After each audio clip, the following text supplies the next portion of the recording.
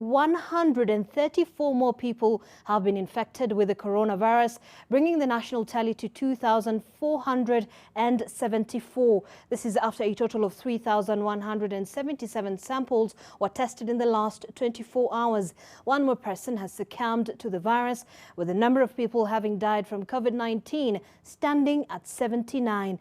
But on a more positive note, 51 people have been discharged after making a recovery. Mombasa and Nairobi are still the country's hotspots, with 67 new cases and 31 new cases recorded respectively. New cases were also recorded in Busia, Machakos, Taita Taveta, Kilifi, Kiambu, Nakuru, Garissa, Kericho and Kajiado counties. Now, as designated national COVID-19 hospitals overflow with both ailing and asymptomatic patients, the Ministry of Health is now looking else for help. Aside from ramping up preparedness in the counties, the government hopes those with mild symptoms can be managed at home. But there are questions about how they will ensure those receiving home-based care strictly keep to self-isolation guidelines. Take a look. Authorities are stepping up preparedness for a possible explosion of cases and what could turn out to be a grave threat to the country's already fragile healthcare systems. And as the number of infections continue to soar and isolation centers fill to capacity, the Ministry of Health is looking to the counties for help. We therefore appeal to counties to move with speed, to utilize the 5 billion Kenya shillings that has already been disbursed to them, to ensure that they upgrade their health facilities in readiness of managing COVID-19 cases. And as the hospitals strain from the weight of the pandemic, the government proposed to ease the burden on hospitals and isolation centers and instead have patients with mild symptoms heal at home. The ministry says it is developing protocols for the home care of patients, but there are concerns about whether it will be foolproof in ensuring isolation guidelines are strictly followed by patients, most of whom are asymptomatic.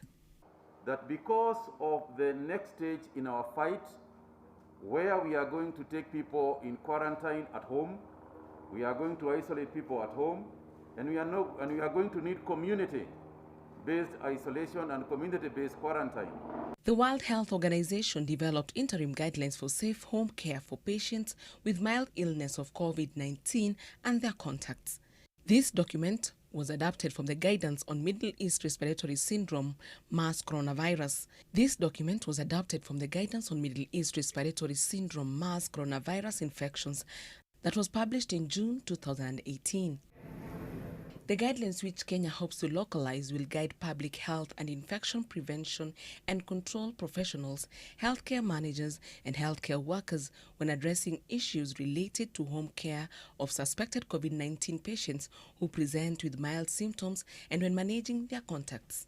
To be able to come up with a hybrid approach that is able to, one, ensure the rational deployment of resources, but two, to ensure that for those who can actually ensure that they have isolation services in the home, then perhaps that is a more prudent use of resources.